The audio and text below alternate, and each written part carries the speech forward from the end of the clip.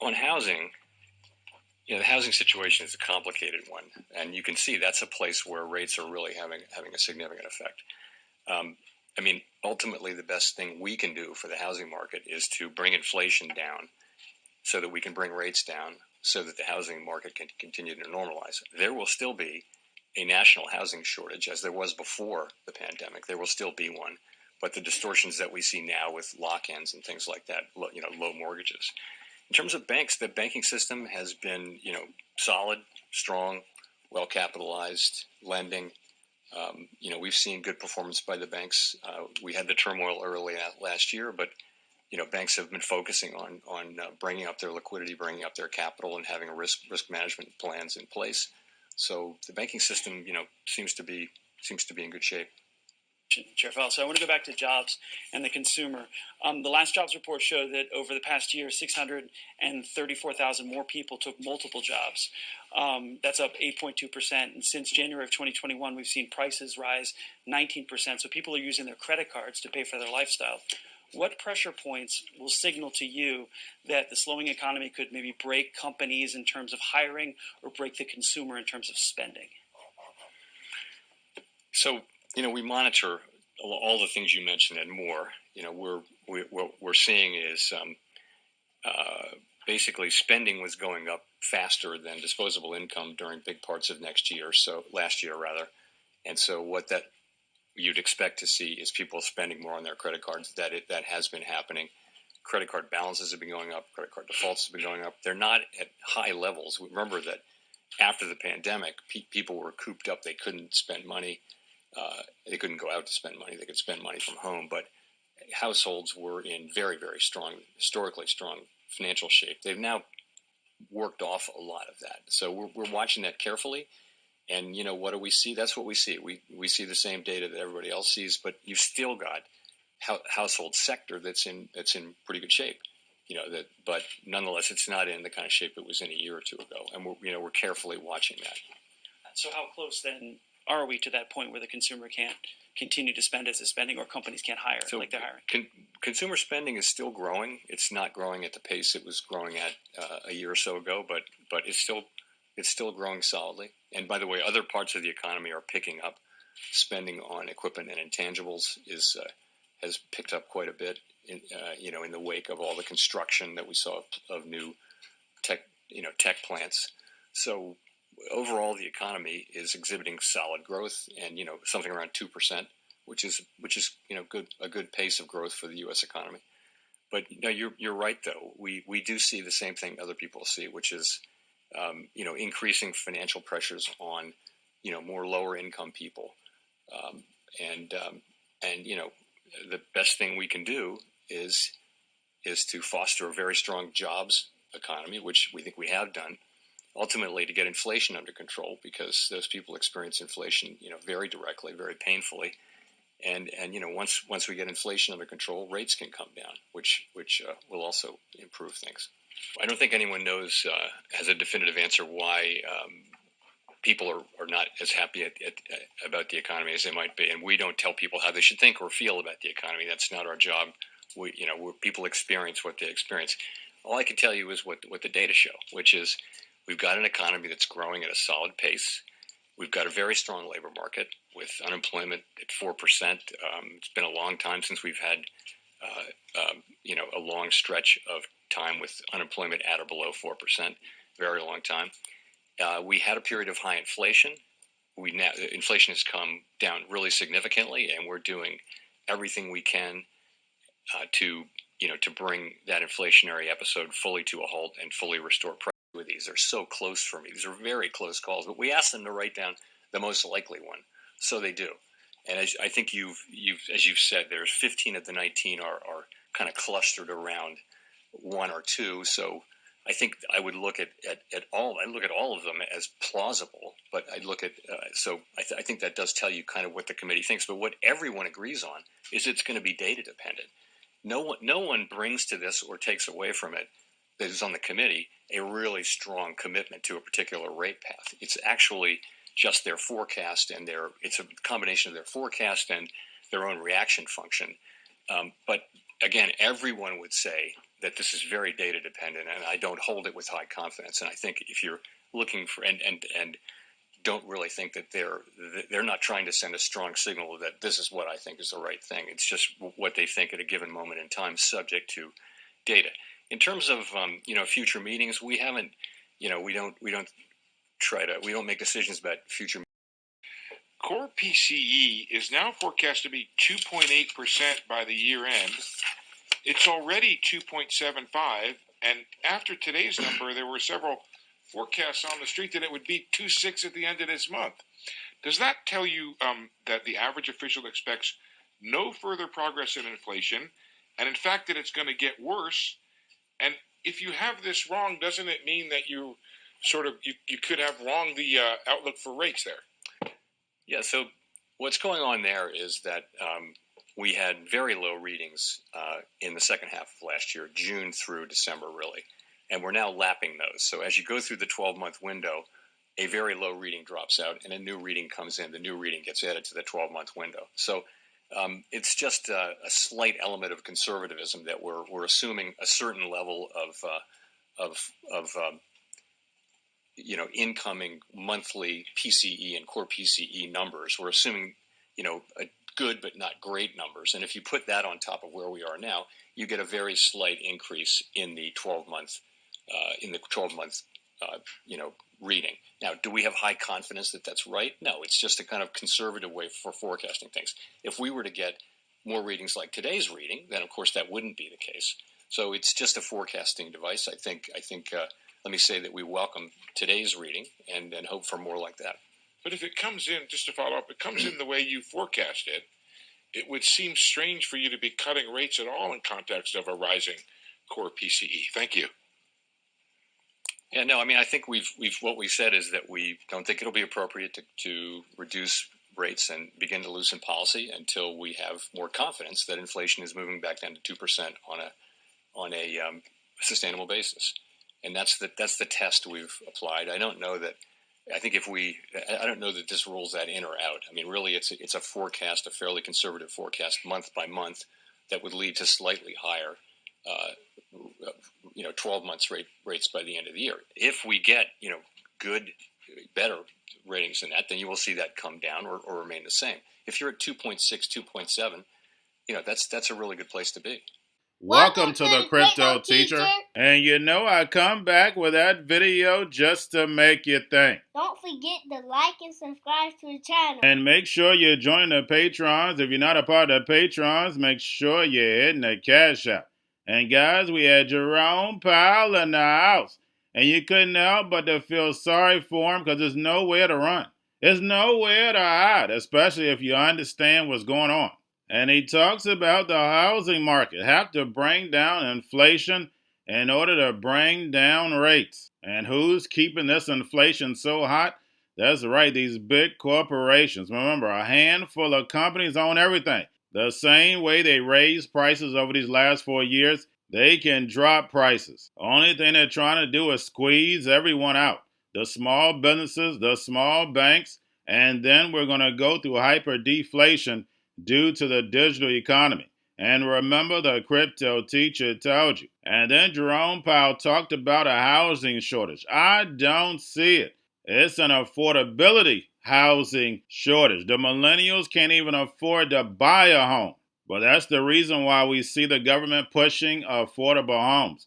We know the plan. Don't forget to watch the video I put in the Patreon about housing and immigration. I did it a while ago. Now, we had Jerome Powell state that the banking system was in good shape, and he said that with a straight face. We know these big banks are in great shape, but we know due to these high interest rates, also the commercial loans, these small and medium-sized banks are in trouble.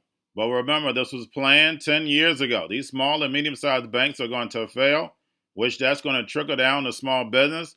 And then, of course, you get mass layoffs. And that allows the NWO to bring in the solution. The robots, algorithms, and drones.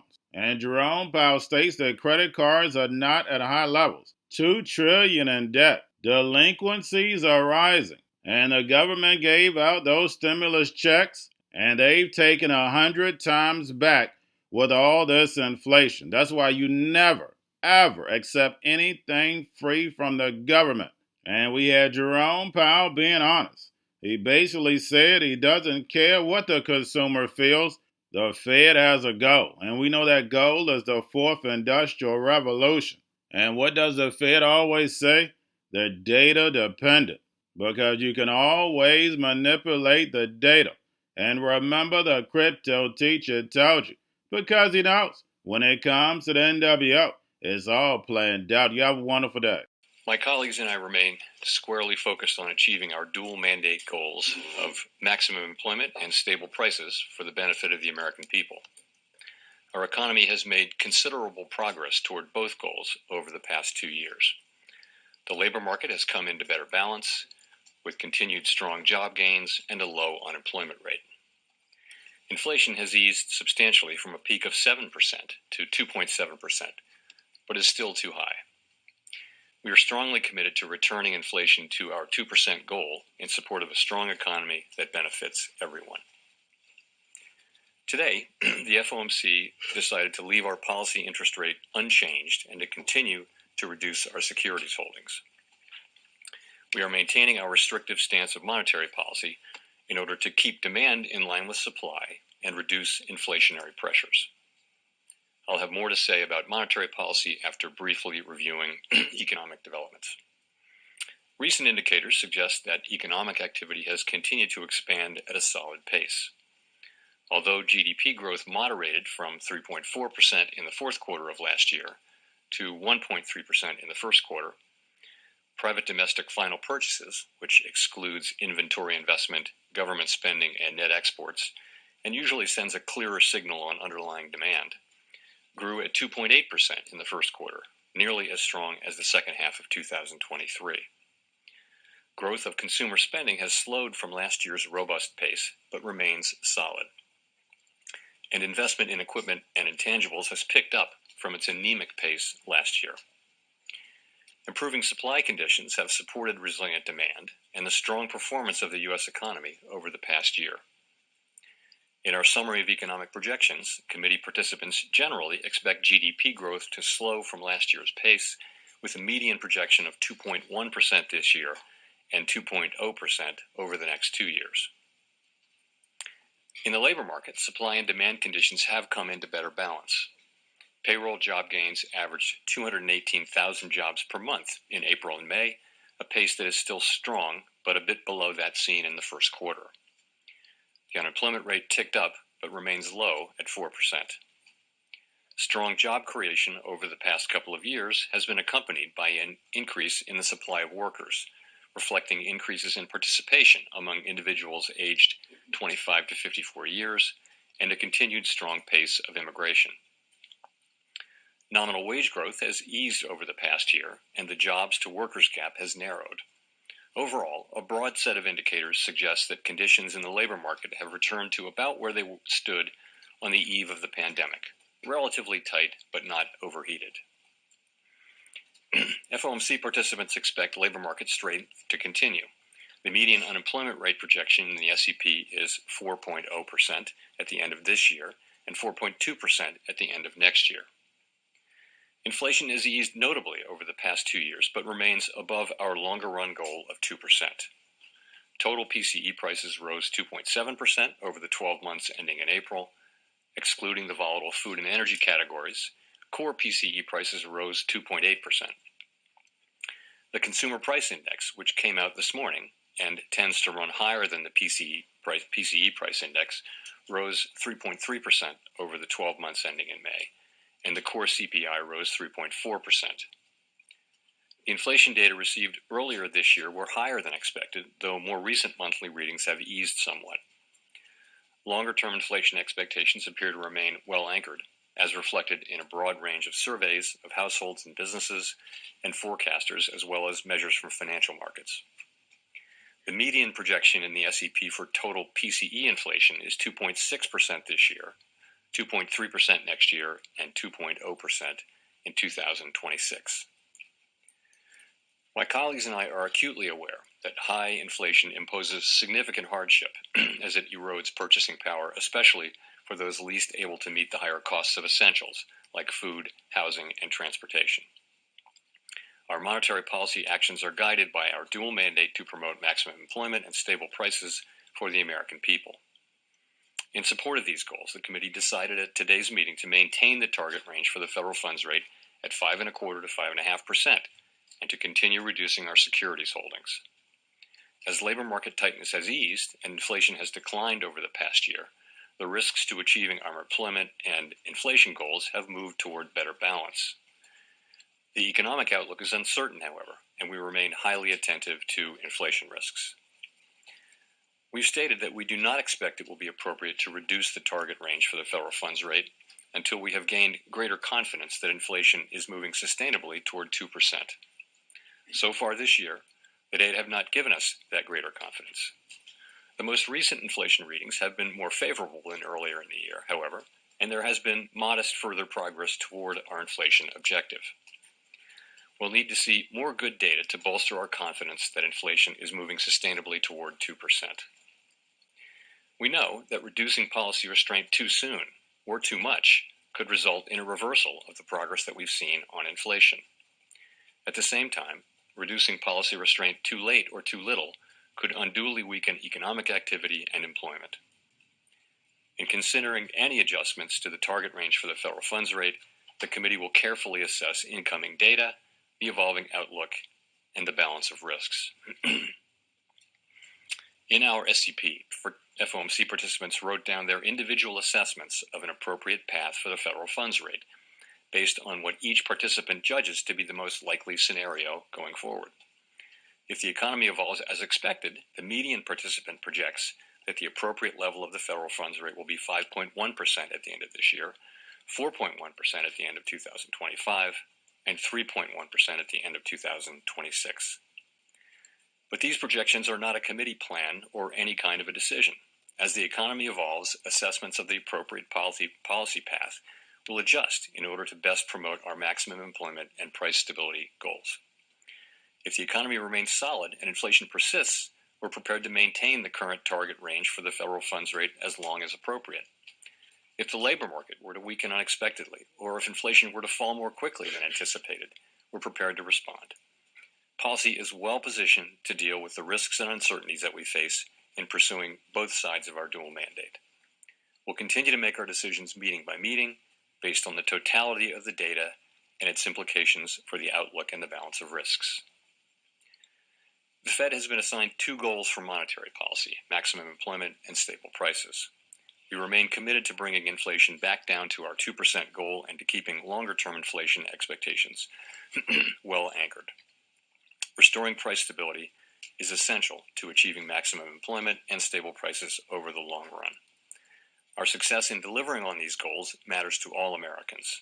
We understand that our actions affect communities, families, and businesses across the country. Everything we do is in service to our public mission. We at the Fed will do everything we can to achieve our maximum employment and price stability goals. Thank you. Going to a different economy, and we're going to be learning more about that as we go, but clearly we're learning that things can be done from remote locations. We're learning that technology can replace people even more than we thought. We're not going back to the same economy. We're recovering, but to a different economy, and it'll be one that is more leveraged to technology. And I worry that that is going to make it even more difficult than it was for many workers. In Silicon Valley, and my friends who work in technology know that what we did to the manufacturing workers, we are now going to do to the retail workers, the call center workers, the fast food workers, the truck drivers, and then even bookkeepers, accountants, insurance agents, lawyers, and on through the economy. So what happened to the manufacturing workers is a very clear sign. And so we'll import Chinese-based CBDC technology. So it's going to be CBDC in a box provided to you by the People's Bank of China. But every stock, every bond, every currency, every commodity, every piece of art, every private business, every piece of real estate will eventually be a token on a blockchain, an entry on a ledger, permanent and immutable. We will have truth instead of trust, and we will save over $7 trillion a year. 6 to 8% of global GDP is wasted by the friction of the trust industry that's necessary when you have dual entry accounting. With triple entry accounting, which is what a blockchain is, we get rid of all of that friction. It's a beautiful future. Like what you see in China and their social credit scoring systems, right? If we get identity wrong, it could be a tool to enslave humanity. And if we get it right, it could be a tool to liberate humanity. And as an American, I'm obviously rooting for the one that's on the side of freedom. Bitcoin is an international asset. And also, I do believe the role of crypto is it's digitizing gold. I actually believe this technology is going to be very important. Look at it. We have been part of a huge revolution in investing through ETFs. We believe that ETFs will be changing the whole way we invest. Many people still use it as a means, people are investing it for indexing. No, the majority of people who are putting money in an ETFs are active investors that are buying exposure. The entire bond market is being transformed as we talk right now. I believe the next generation for markets, the next generation for securities will be tokenization of securities. And if we could have that distributed ledger that we know every beneficial owner, every beneficial seller, we all have our code of who's buying, who's selling, instantaneous settlement. And think about it, it changes the whole ecosystem. Chinese bank ICBC has been hit by a ransomware attack, and the U.S. Treasury market, as a result of that, has been disrupted. This, according to the Financial Times. We're getting more right now with Bloomberg's Shonali Bassick. Shonali, what do we know? Listen, we have the Financial Times now reporting that ICBC, one of China's largest banks here, was hit with a ransomware attack. And remember, they're a very significant intermediary in the Treasury market. The SIFMA has told its members that this has been part of the reason here that the system is kind of clogged up, if you will, during that auction that we saw a little bit before. The attack had prevented ICBC, according to the Financial Times, from settling Treasury trades on behalf of other market participants. A large executive at a major bank also telling the paper that such a large party on the fixed income clearing corp creates major concerns, potentially impacting the liquidity of Treasury markets. Now, it was not just a poor auction. It was absolutely lousy, and when the dealers have to step in to save a treasury auction, that's a rare occurrence. And Cryptoteacher and the New World Order book, plus the 3 kids books, It's Time to Re-Educate. Also, new to cryptos, Coinbase, Bitrue, Binance. Do not forget book links and crypto links are in the description. The stock channel, guys. Don't forget to go like, subscribe, spread everywhere. You have your Kobo, your chip stocks, your banking, your gaming. While everybody's sitting at home, get home stocks, the Seaver, the biotech stocks. And while everybody's at home wishing, they were still getting that free money. What are they doing? Drinking and smoking weed. Don't forget about those stocks, and you have a wonderful day. The most powerful person in the world is the storyteller. The storyteller sets the vision, values, and agenda of an entire generation to come. Steve Jobs. And guys, I truly believe in this. When you look at the New World Order, they're the storytellers. And that's the reason why I wrote my New World Order book. But guys, now it's time to change the current generation. And I wrote 3 kids books. I love the Trinity because I understand the power that's in it. So I have 3 books. We have an opportunity to change the generation, to educate, not just me, but I want to show you that I take action on a daily basis. And I want you to take action on a daily basis. Whether it's your job, whether it's in your community, we have an opportunity right now to educate the masses. I posted this on my Twitter account. Please share, but this is a short clip of the 3 books. There's going to be a clothing line and action figures. Please get these books for your kids, nephews, cousins, friends, so therefore we can start the re-education now. Because as we see, the 4th Industrial Revolution foundation is definitely here. Robots, algorithms, drones, taking humanity out the picture. We have to re-educate. But let's get into the video. Part 1. King Joshua and Drama Team save the village. Part 2. King Yahshua and Grandma Tate save New York. From COVID Stories 3, Part 3. King Yahshua and Grandma Tate goes to China. It's mandatory to get Part 1, Part 2, and Part 3 of this series. It's time to re-educate Generation Z.